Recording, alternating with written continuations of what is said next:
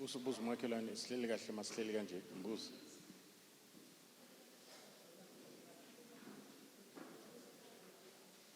Okay. Sizamgcolisa ikhala bazalwane. Ngokuphuthuma sibingelele abangcwele bonke egameni lika Jesu Kristu waseNazaretha. Amen. Yanibingelela egameni lika Jesu. Ya Faith Conference asingalindi ukuthi iziqale next week sisiqalile. Malibonke igama lenkosi. Sibingelele abangcwele bonke, sibingelele obaba and their families. Sibingelele Mama Hlaba. Egameni lika Jesu Kristu, my dear love. Sisi kama Mahlaba. Bengizothi usibare anganoma ngiright mangisho njalo. Ngiya ngemuva imange inyawo ke siswa.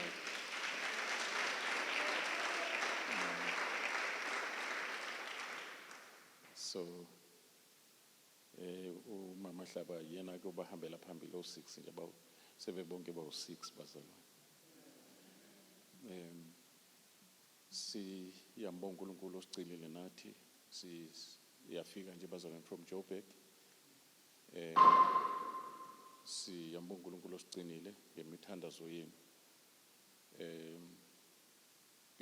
Towards the end of this year, as we are coming close to, this year is going to end in a high note prophetically. High note. Mark my words, high note. High note.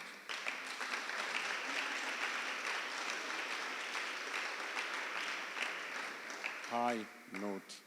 Konto zozibona ngamehlo enyama. High note. High note. High note. I say high note. Ungakhohlwa ukuthi uNkulunkulu wempindiselo. Uma uSathane ejayiva ezenza ngathi uyiskora akugcini ngaye. No akugcini ngaye. No uNkulunkulu wethu kwathula izinto zenzeka. Uma ufunda uHabakuk ekhathazekile ethi Nkosi yami konakele wathula ukuphi? Ukuphi naku konakele naku kwangathi uSathane umingasenhla. And it is lonkosi lwane lwaphendula uNkulunkulu. Yashintsha inhliziyo kaHabakuk. Uye lo othi noma umkhiwane ungethele. Noma isimo singanjani, but what I've heard from the Lord. So ifunda ngayo imini lo verse leyo. uNkulunkulu ephendula uHabakuk desperate anxious. Ebona ngathi uSathane umngenhle, angathi khale sakhe sicathulo. uNkulunkulu isimanga. Tshela makhelwane nawe uNkulunkulu uyisimanga. Yeah, uyabadinga abantu abazomethemba. Noma kusha imimoya ma storms, kube ngathi ubone kwesisikhathi uthi uma uthandazela iproblem, kube ngathi uyayifutha engathi iba more. Yeah, that's the test of your faith lapho. Uthi uyayazi into okholwa yiyo. Yabona? Tonight nginento ethi uma ngabe besithandaza umthandazo o religious, phansi ngalomthandazo phansi. Mhlawumbe ngabuza ukuthi umthandazo o religious umthandazo onjani. Mhlawumbe lo wawuthandaza uhamba isonto ungakasindiswa. Yeah, makuyisikhathi sokuthandaza kuthandazwe kodwa kuthandaza into engenamandla. Yeah, uthandaza umthandazo ongakusindawo. Uthandaza umthandazo ongaphushwa amandla kaMoya Ngcwele. Uthandaze for the sake yokuthandaza. No, asithandaze kanjalo. Asithandaze ngoba injongo yokuthandaza ukuba sithandaze. Noma niyadideka mangisho njalo. Yeah, uyabona lokuthandaza ukuthi ngiyathandaza ngoba kufanele ngithandaze, ngiyathandaza ngoba isikhathi sokuthandaza. Kodwa ukuthandaza kwakho you are not expecting anything in return. You don't even check your prayer ukuthi uyezwakala yini uNkulunkulu. And uthi uqeda ukuthandaza uzobonakala ukuthi lo mthandazo nawe awusho lutho kuwe, uthandaza isisonto noma religious prayer. Abantu aba religious abantu abamesaba uNkulunkulu kodwa bayaphika amandla. Niyezwa yini? Yeah, abantu abagxamalazile abathi uNkulunkulu usizwe isizayo. Yabona? Abantu ababakhona ngoba uNembezo yabajela ukuthi uyamdinga uNkulunkulu kodwa manje indlela abahamba ngayo iseceleni kwale efuna uNkulunkulu. Ingakho ebusuku abuye ahambe ezinye indawo eyofuna usizo. Ama-altars akhe awu-2. Emini uze esontweni, ebusuku uhamba kwendawo. Yeah, uthi singabakhohlwa nabakithi abadala. Uyabona? Unomsamo naye. Ukhona lo msamo lapha esontweni ngesikhathi yosonto. Bese bakhona nomsamo lapha ekhaya. Yabona? So lo mdlalo ke asizuvuma ukuthi wenzeke la lo mdlalo. No, asizuvuma lo mdlalo. No. Wayesho lani phela uNkulunkulu ucelani? Qedela phela. Funani? Qonqozani? Manje ayikho indawo enokuthi khona mhlawumbe lapha cela mhlawumbe nizophiwa. No. Musukufaka enye into phakathi kuyacelani naleli gama lithi nizophiwa. Ungayifaki enye into. Ungafaki ngisho ingqondo yakho. Ucelani umyalo wenkosi. Nizophiwa isithembiso. Angiphindi ucelani. Yithi ucela ubuphiwa. Ubunesandla sefaith sokwamkela lento oyicelayo. Nikhona abazalwane? Yeah. Ungafaki lutho tshela makhelwane asingafaki lutho phakathi kukacelani no nizophiwa singafaki lutho la. Yeah. Ungamfaki uhlawumbe hayi mhlawumbe uNkulunkulu ungizwile Nkosi yami. No, akusona isikhathi salokho lesi. I say akusona isikhathi salokho. Akekho kulabo abafuna ukubona uNkulunkulu enza izinto uzozibonakalisa kubo. Kulabo abathi this is not enough, there's more. From glory to glory, this is not enough.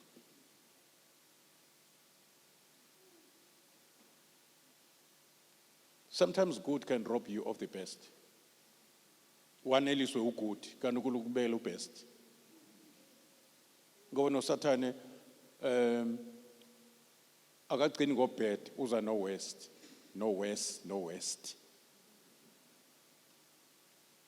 Ingakho mangabe kuntshontshela kaneli isela lezi ngaphandle kuba bese lenze njani esekubulela phinda yenze njani akushabalalisi ngesikhathi sodlami I used to tell you ubethathwa ngenkani umuntu endlini mabefika nalo abefika khona bamenzakalisi afi bese bemfaka ithayi abhubhe phele ngaye kungcwatsha umlotha usebenza kanjalo Sathane akwaneli kuye ukuthi uwebile ufuna ukuyilenta ayebile ayibulale mase ayibulele ebese ishabalalisa ungabikho trace so uSathane akahleki akekho nice ingakufuna ungamncingi mawukhuluma naye umkhiphela amehlo ngoba anomlilo akabhekwa uwena ubhekwa yilo ophila kuwe omkhulu kunalo osezweni akabhekwa wena uthi umthisha ofundisa ngokukhishwa kwamadimoni uthi sometimes you have to eye to eye nomuntu onamadimoni kunomlilo la kuwe ngeke nibhekane kanje anganyakazi uSathane yabona so kufanele siyazi lonto ukuthi even amalungu ethu omzimba ayizikhali zokulunga yabona ingakho kuthiwa life and death is in the power of your tongue which is part of your body amalungu enu omzimba ayizikhali zokulwa ingakho mangibeka isandla kumuntu uyabona mawubeka isandla phezulu komuntu ekhwela madimoni uvela hlasimule ngoba kunomlilo ophuma esandleni lithi iBhayibheli bobeka izandla phezulu abagulayo baphile kuyaliwa nangezandla that is why must worship asiphamisa izandla yabona amadolo ethu agoba ngesikhathi kugoba amadolo phambi kwaJehova inkinga zidoba zigoba amadolo phambi kwethu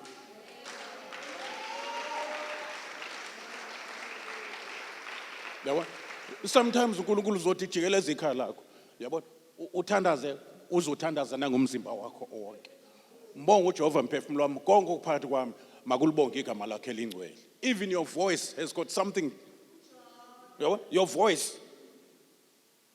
ihamba nomlilo isithunzi sika Petro sasinomlilo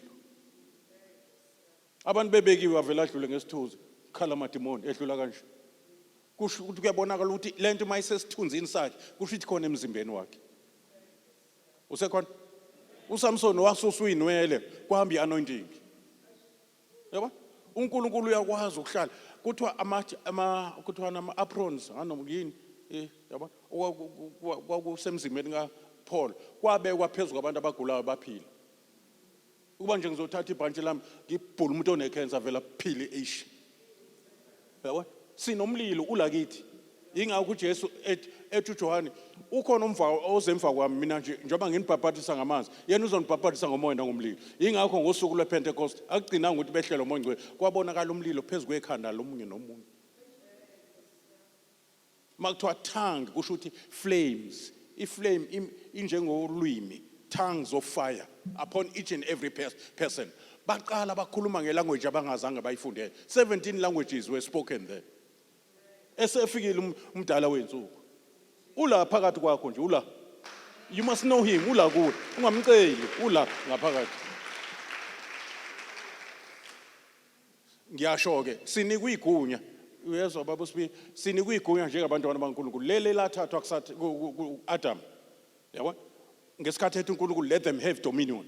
Let them dominate. We are not supposed to be dominated. In fact, we New Testament we are times more kunalento uAdam ayikade yiyo engakawi. We are times more. uAdam akayazi indaba okuhlala noKristu kwezasemazulwini indawo. Akayazi lonto. Engakoni akazange ahlale noKristu kwezasemazulwini indawo. Kodwa thina kwi-New Covenant, kwi-New Testament. Hallelujah.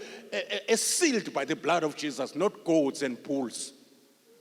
Blood of God. There is group powerful in the whole universe, including angels, or Michael or Gabriel. Naliang Glosia Bulala, 185,000 soldiers as a Syria. Iyoto, Yabulala, 185,000 soldiers. 100, Ujel Makalon, Utin Fundis, 100 and what? Utin Fundis, 100 and what? No, Mamchambe, Ibalo. And again, besides uJesu ngaphakathi. You are never alone. uNkulunkulu ngesikhathi wamkela uJesu la udeploy inglosi ezohamba nawo. Kodwa ungayenza ingabe active ngendlela okhuluma ngayo. There are two weapons uSathana ayisebenzisayo. Doubt and fear. Ukutholile. Doubt and fear abangenanga eKhanani hayi ngoba uFaro ebe namandla ukuthi bangangeni.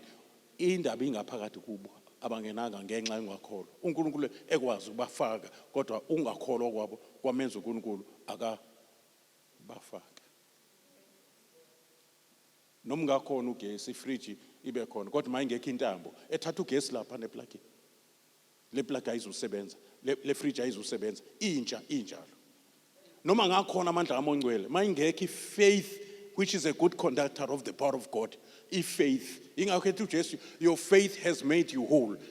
Ebe azgahle uJesu ukuthi uyena ophilisela umuntu. Kodwa umphilisa through faith. We are saved by grace. Then through faith. Ifridge ihamba ngogesi but through intambo kagesi.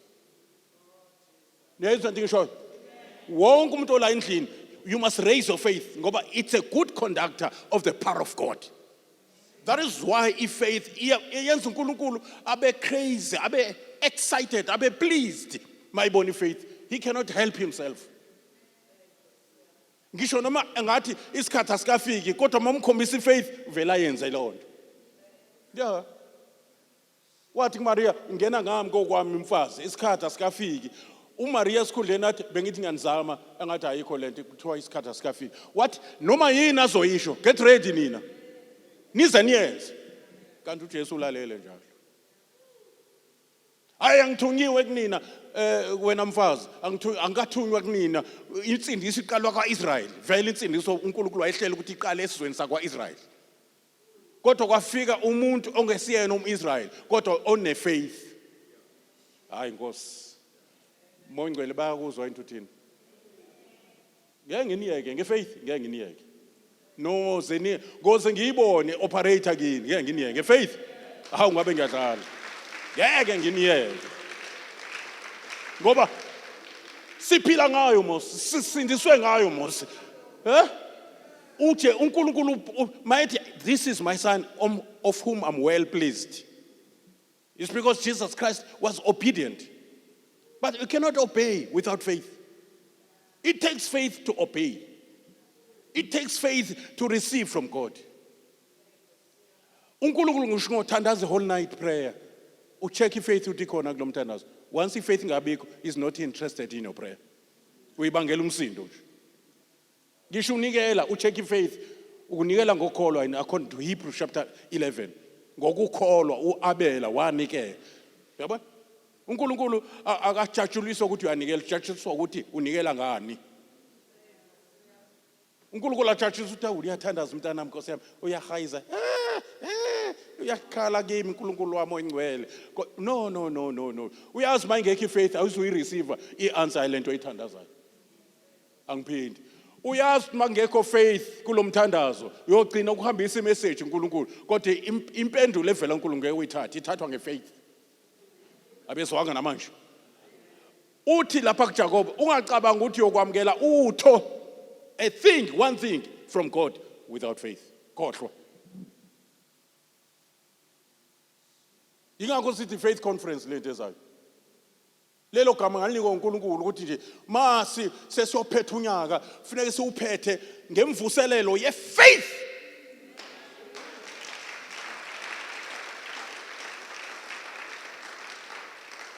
Ifaith ayinandaba nentaba. Ifaith anendaba nento ayamila egenerational enempande. Kuthiwa ngefaith uyothi kulesihlahla siphuka uyotshala ekolwandle. And the Bible says it must obey you. Yabona amandla owasebenzisana lawo ukuthi izinto they must obey you. Amademon they must get out of. If you say get out of this body, idemon alina option. Malizabalaza lizoba tormented. Did you know ukuthi igama lika Jesu negazi ka Jesu liyawa torment amademon? Mawalibiza liphuma liwumlilo noma ungaliboni wena. Ngesikhathi resist amademon ayasha. Sike sasemvuselele uthola ukuthi kuze kushaya ikhathi kufika abantu la bagcwele amademon. Most of them abethi mayiphuma athi siyasha. Uyayizwa ke? Why? Because uNkulunkulu ungumlilo oqothulayo. Izwi lakhe liyisande nomlilo. Umoya ongcwele ungumoya namandla nomlilo. Uyonibhabhathisa ngomoya nangomlilo. Umoya ongcwele akahambi yedwa uhamba nomlilo. Nathi kuthiwa lelo gama abanye balisebenzise engilosini ukuthi he makes his servants flames of fire. Yena he's a consuming fire. Tina, we are flames of that fire. And since Jesus is the true vine, we are the branches of that vine. Abezwanga namanje. Yeah. Uma uNkulunkulu fire, Tina, we are flames of that fire. Kusho ukuthi uNkulunkulu uzathi uyabona mawuvuma nje unikela ulimi lwakho ngibeka amazwi ami emlonyeni wakho ngiwabeke amazwi ami emlonyeni wakho ngiyowabeka ngingagcini ngokuwabeka ngiwajike abe umlilo amazwi ami emlonyeni wakho bese kuthi abantu okhuluma kubo babe yinkuni libahle khuluma kushe icancer khulume uthi ngemivimbi angithi ukhuluma lento esho uNkulunkulu ezweni lakhe manje ubeka amazwi akhe emlonyeni wakho ngesikhathi wabeka there is power here. Life and death is here. Oh nikhona ungaphuphisa ikhubalo ungaphuphisa ukuthakatha ibhodlela elitshaliwe ukuthi kungaphuma kudakwe yonke into emzini wakho leyishe ukuthi ngalishisa ngegama lika Jesu.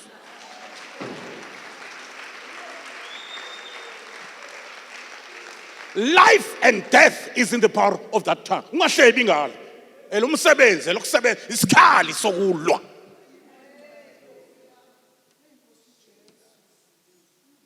Khuluma nebhizinisi yakho mayingahambi kahle uthi moya ngcwele konakale kuphi uzokutshela moya ngcwele mangabe indaba ikuwe uzokutshela athi indaba ikuwe lungisa indaba yakho. Uma indaba isekuthakathweni uthi kukhona abakuzamayo uzokutshela moya ngcwele khona abakuzama. Moya ngcwele umuhle ngoba akasishesha amveze umuntu uveza nje ukuthi ukhona okuzamayo. Kune altar elimiswayo ngo3 ekseni lisuke selimile lelo altar kuthiwa ayiwe le business.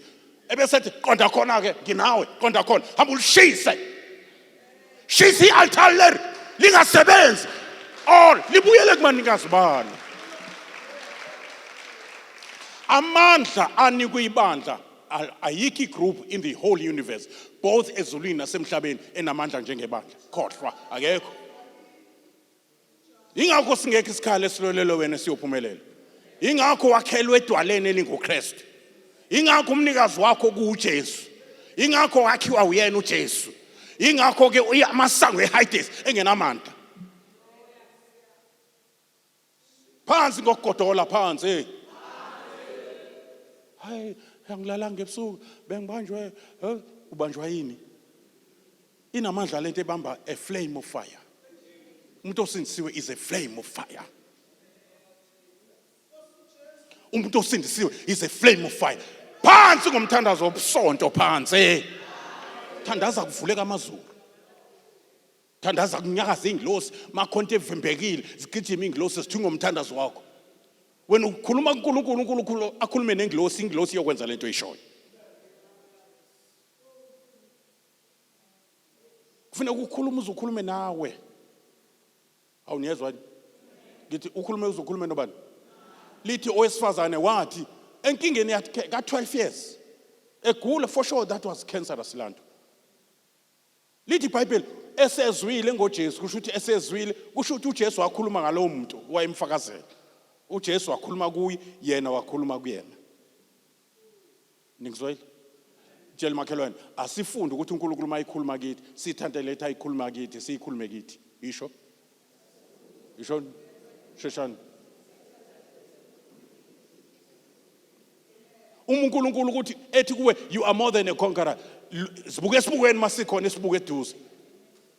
Ushumayela ivangeli lokuthi wena uNkulunkulu uthi ubani, uzisho wena uthi ubani.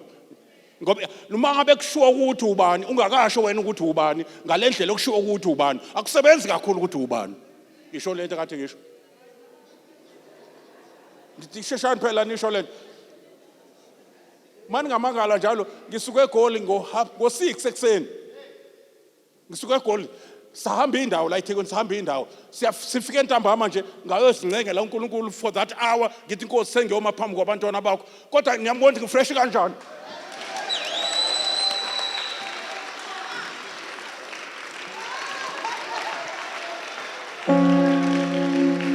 Kodwa ngidrive ngisuke eGoli nala ngajikeleza eThekwini ngehla ngenyuka from 6.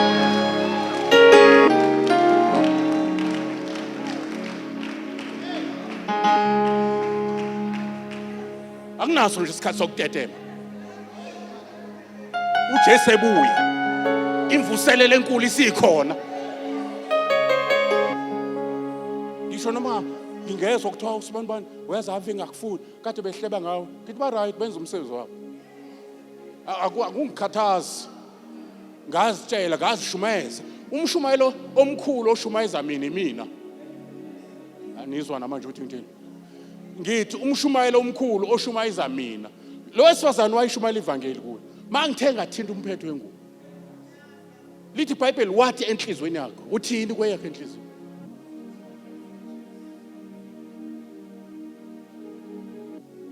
Yebo. 73, 72, 70 lapho manje. 50 years emsebenzini kaNkulunkulu. Kodwa I'm fresh. Ngoba ngisho ukuthi manje hayi mina senge manje mina ba. No. Akukho ezweni. That's not my treasure. That's not my inheritance. Nginalo ilungelo. uNkulunkulu unginikile ilungelo ukuthi ngisho lithi iBhayibheli ngimanelise ngobude bezinsuku. Uma ngakeneli no. Futhi kufanele ngiyenze assignment uNkulunkulu angithume yona. Ungavinjwa uSathane. Ngife a premature death. Wathatha uSathane lo mandla ngoba ikhiye zokufa neziHades zikuJesu uJesu kimi. Ngithi ikhiye noma ngakukhuluma ukukhukhuva lenyanga ivela le phesheya kwelwandle ithi ulibambe lingashoni. Ubambe likabani ilanga. Use uJoshua yini?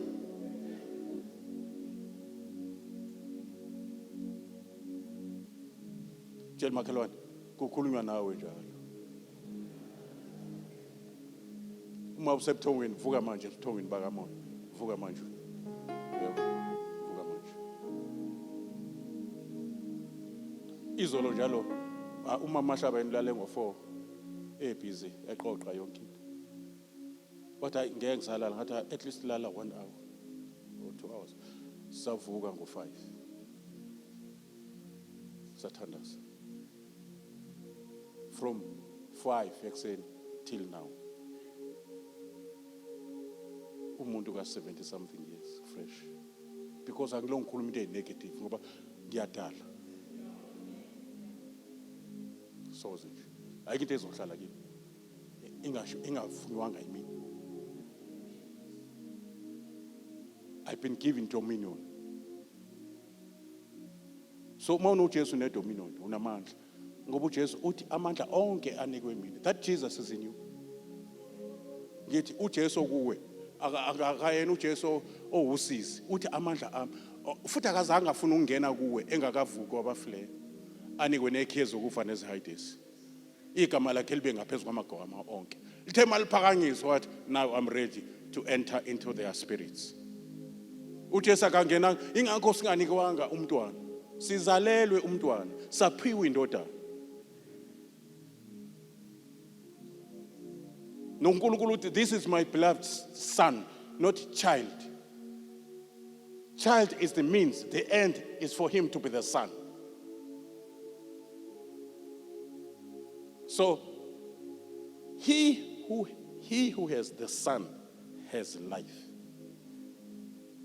Lo okholwa, lo owamkela indodana, wamkela noyise. Ingakho uJesu ethi lo ongilalelayo enze njoba ngisho mina nobaba siyosoza kuwe sihlale kuye. Uyabona lapho uNkulunkulu ufika kuwe ezohlala kade efikile. Nazi niyathola. uJesu ethi mawulalela kusho ukuthi lapho usuke sewusindisiwe sewumntwana kaNkulunkulu. Uthi uyoza still phakathi kodwa kuwe. Uthi uyoza ehamba nobaba bahlale kuwe. Athi mayisefikile umoya ngcwele nobe senazi ukuthi mina ngikubaba nobaba ukimi nina nikimi nami ngikini. Kusho ukuthi Godhead kulo uNkulunkulu kaNkulunkulu khona nawe phakathi. uMichael noGabriel abangeni la kulento yokuthi omunye angene komunye abangeni bona. Ubaba ekuJesu noJesu ekubaba wena ukuJesu noJesu ekuwe. Angiphinde ngithi lo lenhlanganisela enziwa ngumoya ngcwele ubaba ekuwe ubaba ekuJesu noJesu ekubaba wena ukuJesu noJesu ekuwe. Angiphinde kokugcina ngithi mina wena glory to Jesus Christ of Nazareth. Yabo njoba uJesu ehleli kuwe nje ukubaba njoba ehleli kuwe nje nobaba ukuJesu. Ingakho isandla esigcinayo akusona isandla sika Jesu kuphela, isandla sika Jesu nobaba. Ufunjathwe izandla eziwu2, awuthakatheki. Uthakatheka ngenxa yokulegalize into illegal. Your word is a ready pen to sign the deal with the devil. Hayi mina nje isifo sami ususayina ideal naleso sifo. Ususayinela. Ngisho uNkulunkulu ngeke asirebuke. Ngoba uNkulunkulu uhamba ngomthetho. No Satan is a legalist naye uhamba ngomthetho. Mawufuna ukumshaya uSatan yithi it is written, quote the constitution.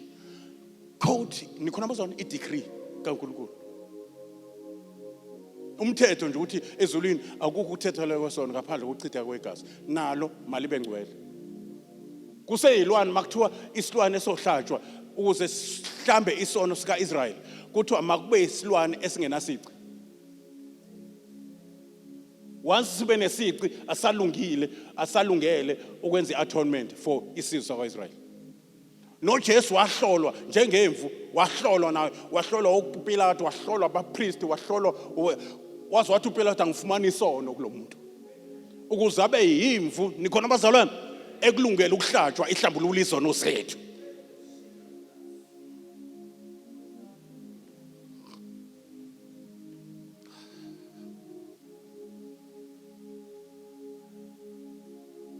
Tshela makhelwane uba mahlaba fresh. Ubuso uyambuza futhi ungesaba wena unjani?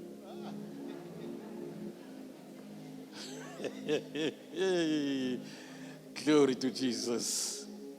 Hallelujah.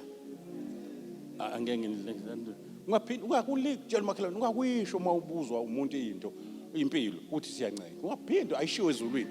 Ungamangala na uJesu ethi siyanceka. Uhlangane noJesu nje ehamba ingonyama omndeni kaJoda. Hawu Jesu, hayi ninjani? Ayisiyanceka. asimfundanga kanjalo uKristu asho njalo uthi uJesu ufundani kimi ufunda kuphi wena uma kade uyisho ekseni namhlanje leyo nto uthi angazi uzothatha nhlanhla sena ungaphindi uyisho ingakho noma sikuthandazela impilo yakhe ayiyi phambili ngoba ucommit abortion yezinto kade usuyithandazela sezikhula ngaphakathi sekudizizalwe busukhuluma amagama poisonous angithandazele kodwa ingane yami nje Nkosi yami namanje nje angazi nje uphi kusho ukuthi nje uNkulunkulu isabelo nje angabela sona hayibo amanga sathana kusona isabelo lesi ukuba nengane edla iwunga no isabelo wena njengendlalifa kholo uyosinda nendlu yakho isabele wena ngiyokuphezu kwenyama yonke ngiyothulula umoya wami your sons and daughters shall prophesy hayi ukuthi sokubodla iwunga bo prophet claim that thing umbuso wezulu uyaphangwa nobaphanga bayohlwithwa wathi uhlangana nevesi libambe ngathi uyahlwitha kodwa washa sathana kubhaliwe once uhlangana nevesi elithi ngemvimbo yakhe siphilisiwe uthi ngeke ngiphinde ngithi ngiyagula ngiphambane nokusho ngeke ngiphinde ngoba abalalo lizwe abasasho ukuthi siyagula kusho iBhayibheli encwadini kaIsaya I think 33 ngoba nabathi ngiyakuzwa Nkosi manje tonight manje sengisho manje tonight manje ngoba singena kwi-acceleration yasezulwini manje izinto zokwenza abantu abazosindiswa bazokhula fast why because isizini yokusheshsha kwezinto embusweni obumnyama embusweni wabantu embusweni kaNkulunkulu izinto ziyasheshsha i-acceleration mawuhamba slow bazokovatheka labantu abazosindiswa sengibabonile bagcwele angasoyenze njani lendlu obayikho at least fanele sithole enye site around ezo accommodate abantu baseVerelem uNkulunkulu ukhombile la sasithenge khona isite what no muso khatha usizi uNkulunkulu sekuprovide ngento ezinkulu kanje muso ukhuluma language yasesihogweni uNkulunkulu esekunika citizenship yasezulwini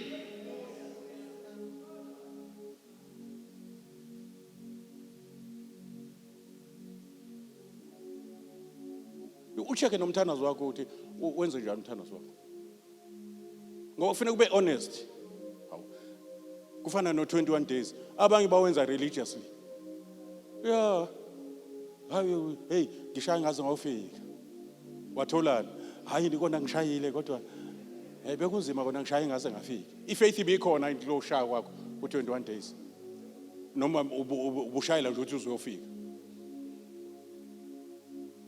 ngoba kufanele zithi nje mawuqala nje zithi mazisa la ko 3 days uqala ubona ama results nikhona ngithi kufanele wenze njani yeah zisenza nje la ku 3 days uNkulunkulu can be ready for your request for your prayer to the point where he can even answer your thoughts lithi Bible he is able to do exceedingly abundantly above all that you ask or think God can do how bengisayicabanga bengakathandaza bengisayicabanga nje lento ngizindla ngayo ngathi uNkulunkulu Nkosi yami ngeke ngibusise ngemoto sengifuna lo muntu uthi kunemoto la ngisayidingi bengakayithandazeli lonto bengisayicabanga ungunamandla okwenza nokucabanga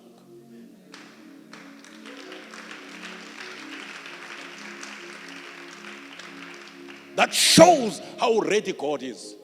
He has been ready for this for 2,000 years. Healing of any sickness and disease has been ready for you for 2,000 years, ever since Jesus died.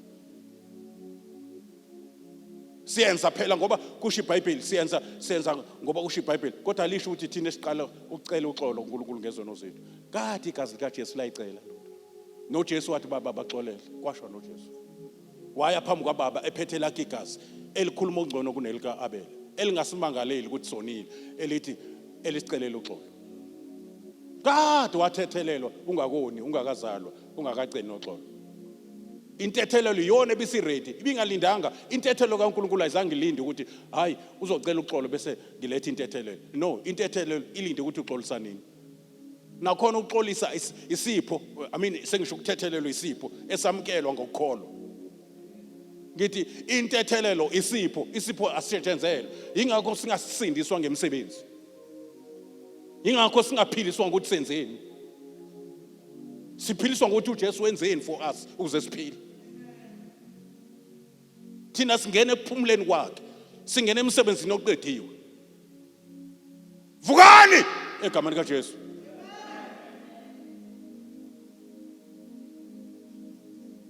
uma sihamba kancane sizophoxeka ngoba laba bezayo bazosofa thina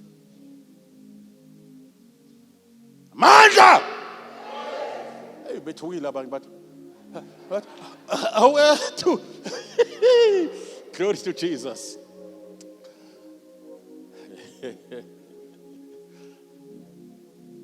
yeah is a lot yes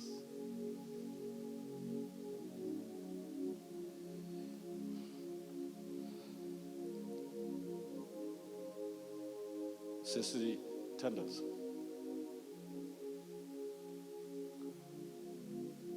ngithanda lo chapter 5 James chapter 5 bese siyathandaza James chapter 5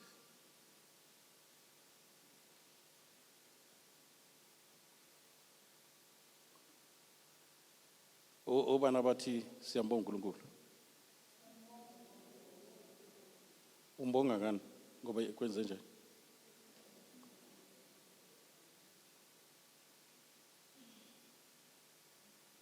confess your fault verse 16 one to another pray for one another that ye may be healed the effectual fervent prayer of a righteous avails much the effective prayer of righteous is mighty, full of strength, prevails, do much, powerful, effective. Prayer, this type of prayer, ibuya nempendulo. And no devil in hell can stop the answer of this kind of prayer. And it is the prayer of a righteous man. But now it takes a heart that is prepared. That is why Little Bible confess your fault to one to another. Mangabe kukhona la nithintene khona lungizani. Because you even prepare your heart to seek the Lord. You prepare your heart to utter a word to the Lord. And make sure that Umoingwele is there to help you, because now you are going to talk to the Most High God. So what makes a prayer of a righteous person to be so powerful? One, you must be born again so that you can be able to say, Father. And the Spirit of Jesus Christ in you gives you an authority, a right to address God, not as God. Oh my God, washo uJesu ngenxa yezono zethu ayizithwele. uNkulunkulu wamflathela ukwangathi uyamshiya. For the first time ukuthi address ubaba wakhe as God. Kuthiwa igazi lakhe liphume ilungise yonke lanto. What Father ezandleni zakho. Labuya igama lithi Father.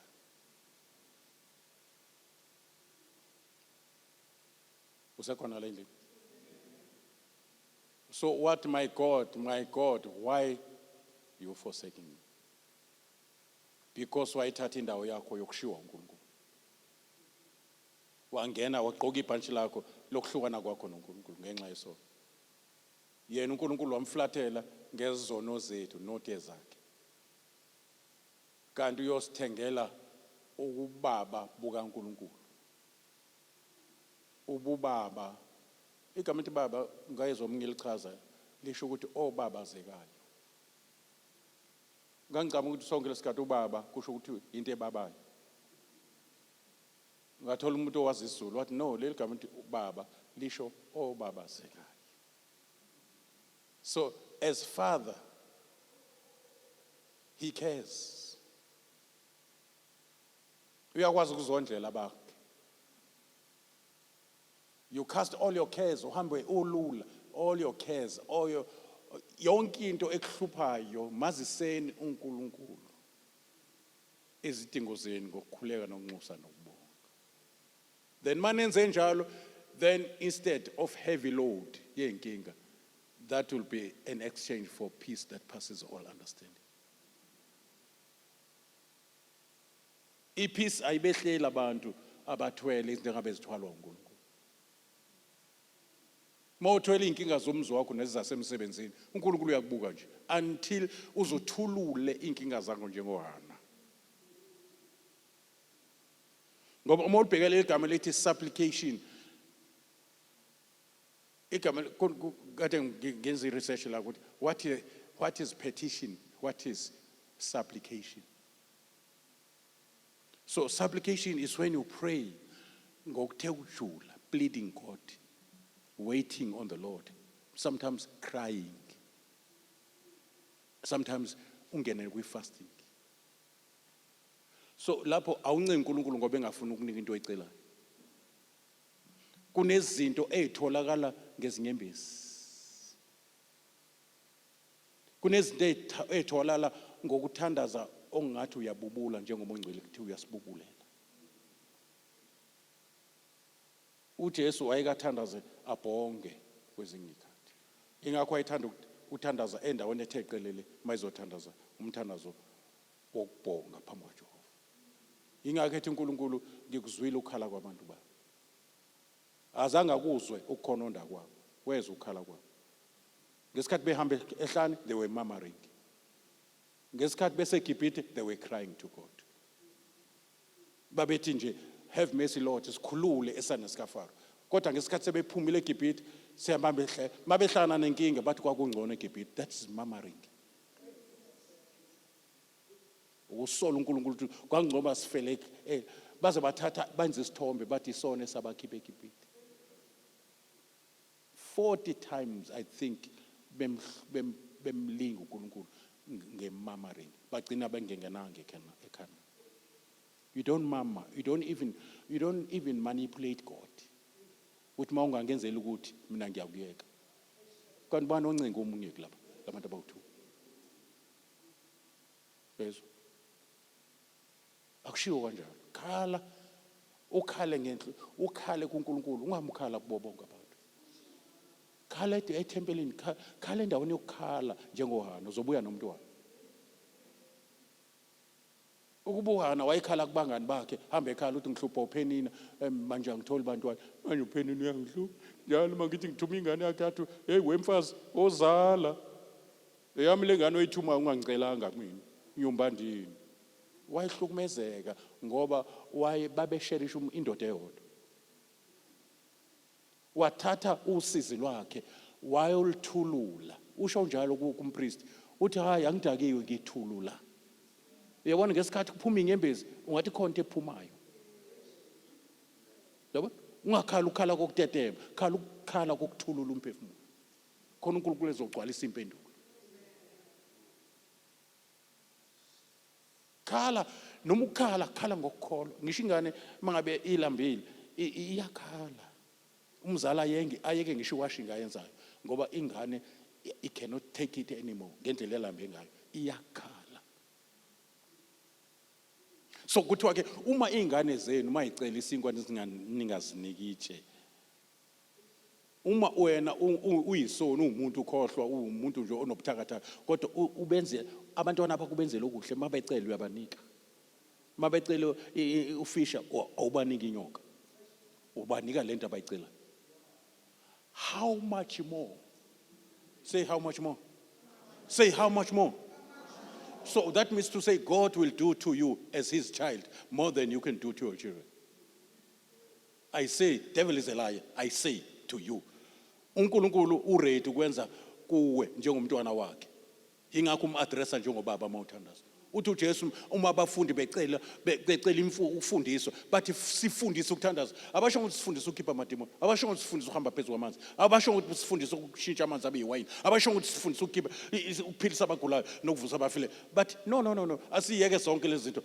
Ngathi imfihlakalo yalo muntu leyo ilapha emntanazweni. Yeah, noma ngasifundisanga seziyozizela, mayesifundisele. Akasifundise ukuthandaza. Wathi anothi manithandaza. Awunezwa yini? Nithi baba wethu. Leli gama osezulwini lisho ipraise. Maliphathi ngobungcwele igama lakho lisho iworship. Leli gama lithi baba lisho ukuthi I'm related as a child. Wethu kusho ukuthi I've got brothers. We are sharing the same father. Ingakho kuyiphutha uthi sithi sisharisha the same father kodwa singezwani. Engathi sile imndeni lapha phandle ezalwe ngokonyama. Sithi sibe sizelwe ngokomoya. Because now we are sharing the same father and he is our everlasting father. So kusho ukuthi if God is everlasting father to us, you are my everlasting brother. Ingakho manje kuthiwa mawufuna ubona ibreakthrough emthandazweni, check aqala ukuthi la bazalwane bakho akukho yini engezwani nayo, enishayisana nayo. Vumani isono umunye komunye.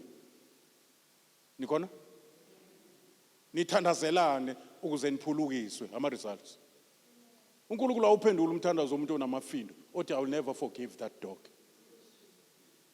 Khohlwa umthandazo wakho uzophelela la, uzodlala amadimoni ozadlala ngawo la emkhathini.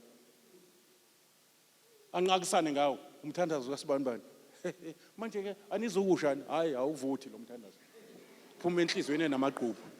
Amadimoni adlale ngomthandazo wakho. Uthemelezeke ukuthi baba ngesa la kusasa mhlawumbe usho nangomsindo akakho baba laphandle kwaseza ngaphandle kwakho athi unembeza noma ungcwele bathi kodwa ayizolunga yonke lento eshoyo ngoba you have made a deal with hell ukuthi wena you will never forgive that person. Now le nto uyawuthena umthandazo, ungabi prevailing, ungabi powerful umthandazo wakho. Ayizuqhubeka ke lonto. U2025 nje uzophela sile phezulu.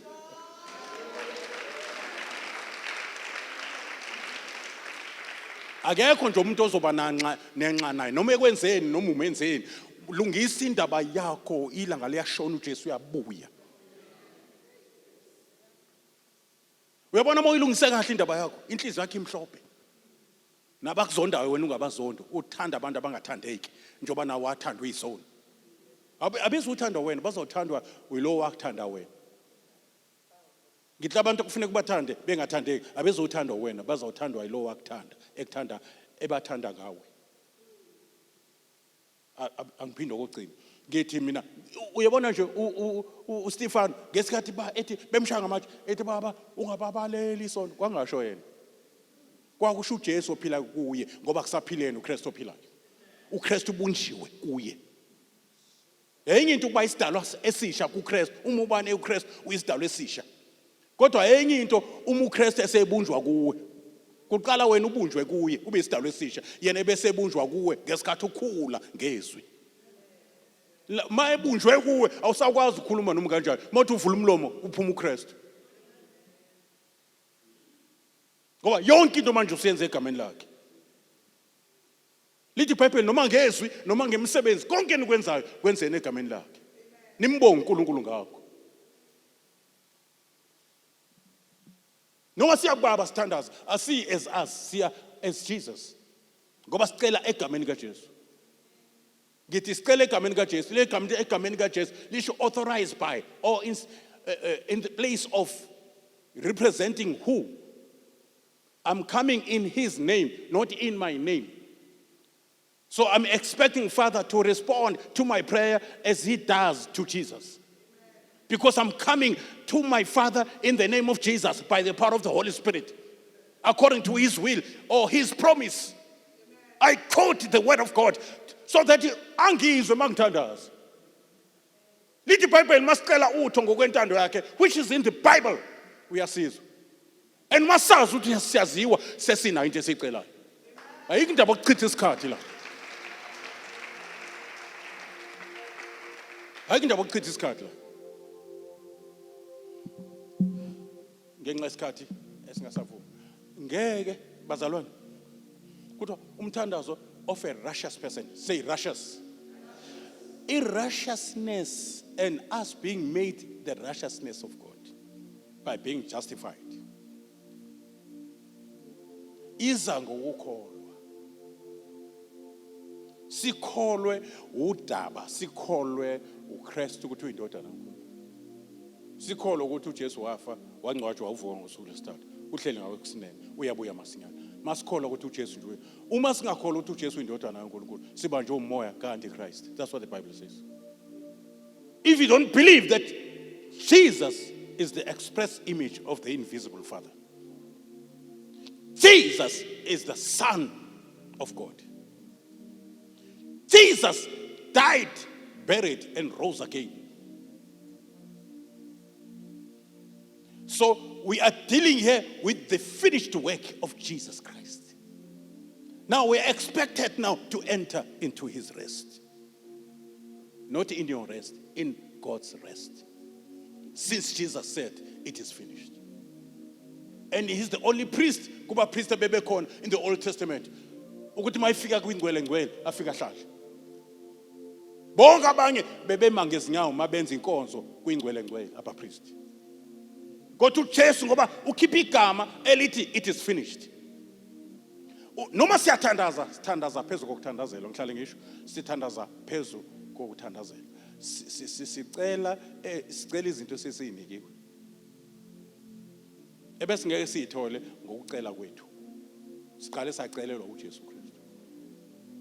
Endaweni yethu. Then izulu lavuma.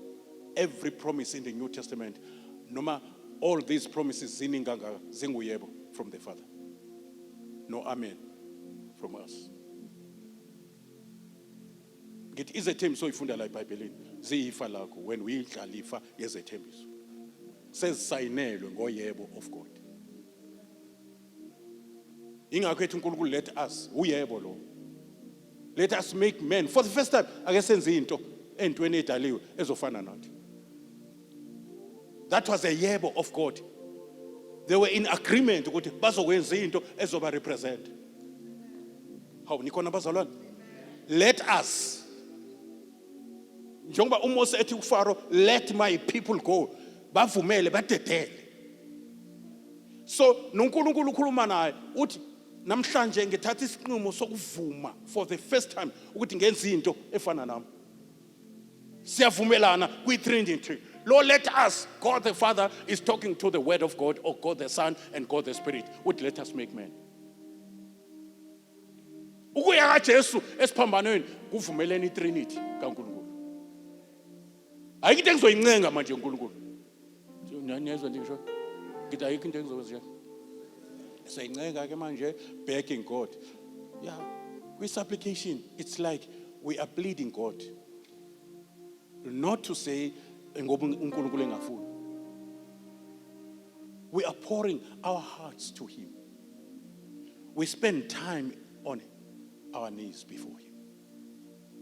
Sometimes mawucela into uNkulunkulu kwakucheke nangathi uyadelay kanti is checking your faith. Do you mean what you say to God? Do you understand who you are in prayer? Ngoba emthandazweni we are children of God emthandazweni. And emthandazweni we are soldiers of Jesus Christ. Emthandazweni singaba priests nama gap standers emthandazweni. Nikhona nonke bazalwane? Singamakhosi emthandazweni. Uma sesingena kwi-dimension yobukhosi asisasho ukuthi baba siyacela sesikhuluma nesimo sesiyakhomanda izimo sesithi wena ntaba suka lapho uye kusho inkosi ebusayo wasenza amakhosi nabapriest singalokhu isikhathu usize sidlala amadimoni kukhala isicathulo sika Satan emzini wakho uthi okabani lo muzi Satan ya okabani lo muzi indlu yokuthandaza le hawu nikhona abazalwane indlu yendlalifa le kuhlala uNkulunkulu angakubonike as from 2 seconds from now. Get away. Silinikiwe lelo lungelo phezu kofezela nenyoka. Naphezu kwa wonke amandla kaSathane. Noma ngabe wawasolwandla akunandaba. Kuthiwe onke amandla. Noma ngabe wasemkhathini kuthiwe nje onke amandla esitha. Kwaze kwathatha inkosi yabo yaphafa phansi kwenyawo zabo. So angikhulumi noSathane ole, ngikhuluma noSathane ophansi kwenyawo. Yabo, kufanele ngimnike indawo yakhe uNkulunkulu ambeka kuyo, nami ngimbeke sivumelane noNkulunkulu. Mayithi ngimbekile phansi kwenyawo zakho uthi yes Lord, yes Lord, yes Lord. Satan, uyazi uthi 1. Did you know that I know that your place is under my feet? If you have forgotten, now is the time for you to know that I know that your place is under my feet. Esaba kuSathane Lord. Esaba kuSathane Lord. Did you know Satan njengoba ufaka izifo? I know ukuthi uJesu unamandla kuwe. Ingakho ekwazi ukukhipha into oyifakile. Kufanele simbone uSathane emncane kunoJesu. Uma ngabe omncane esifaka isifo, omkhulu uyakwazi ukusikhipha. Angakwazi lomncane ukusiphindisela. Ngaphandle banikwe wena ichance. Ngaphandle bayinikwa wena ichance ngendlela okhuluma ngayo. Asimeni ngesinyawo.